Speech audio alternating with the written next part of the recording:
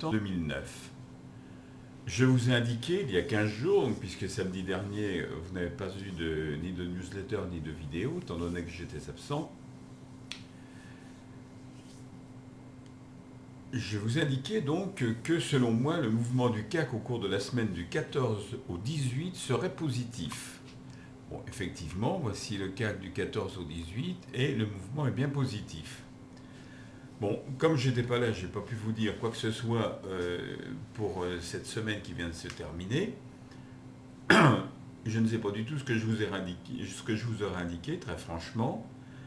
Mais si j'en juge d'après cette courbe, ben effectivement, la semaine qui vient de s'écouler n'a pas été très très brillante. Puisque le CAC est revenu à 3739,14 après avoir dépassé très largement les 3008. Hein. Il était presque même à 3009. Qu'est-ce qui va se passer, à mon avis, la semaine prochaine? Eh bien, vous voyez cette position des cours du CAC par rapport à la moyenne mobile à 20 jours de Bollinger. Et je vous ai déjà dit à de nombreuses reprises que dans ce cas, il y a deux possibilités. Ou bien les cours rebondissent, c'est-à-dire que le CAC repart à la hausse, ou bien les cours franchissent cette moyenne mobile et le mouvement de baisse continue. À mon avis, c'est probablement ce qui va se passer parce que si vous regardez ici les stochastiques, il n'y a rien qui indique qu'il va y avoir un redressement. Si vous voulez, il faudrait que qu'il soit dans cette position-là, les deux courbes représentatives donc des stochastiques, pour qu'on puisse dire qu'il va y avoir une hausse la semaine prochaine.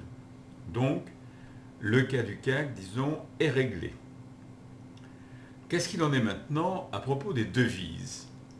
Eh bien, pour les devises, là, il y a eu des choses aussi qui se sont passées alors que j'étais absent, puisque vendredi, il y a 15 jours, je vous ai écrit que, selon moi, il se pourrait très bien, si la séance de lundi était représentée par un chandelier noir, c'est-à-dire cette séance, alors 1, 2, 3, 4, 5, 1, 2, 3, 4, 5 ici, il se préparait une nouvelle baisse passagère. Bon, vous pouvez constater qu'il n'en a rien été,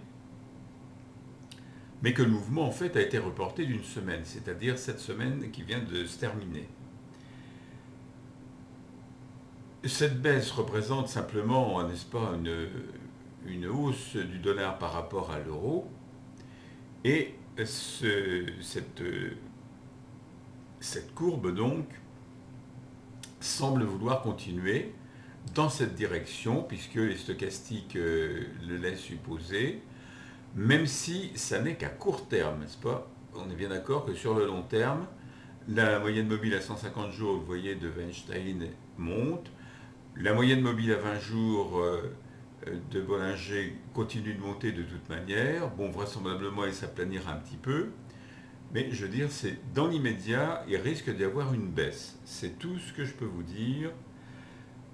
Cette baisse, justement à cause de ce que je viens de vous montrer, en particulier de la moyenne mobile à 150 jours, ne sera certainement pas définitive. Et si le dollar a repris un petit peu d'énergie, disons, en face de l'euro, c'est certainement pas définitif.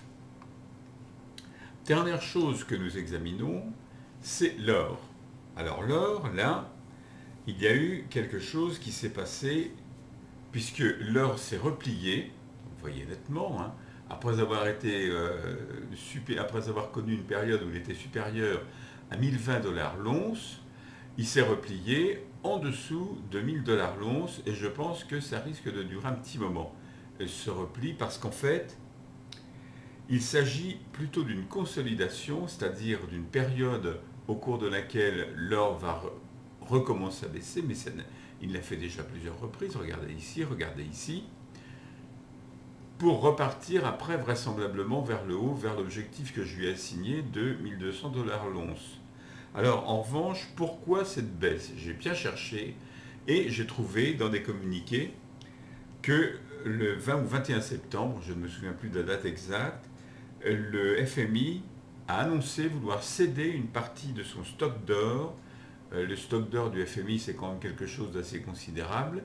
Et obligatoirement, quand vous vendez un produit sur un marché, le marché fait que le prix de ce produit baisse. C'est ce qui s'est passé pour l'or.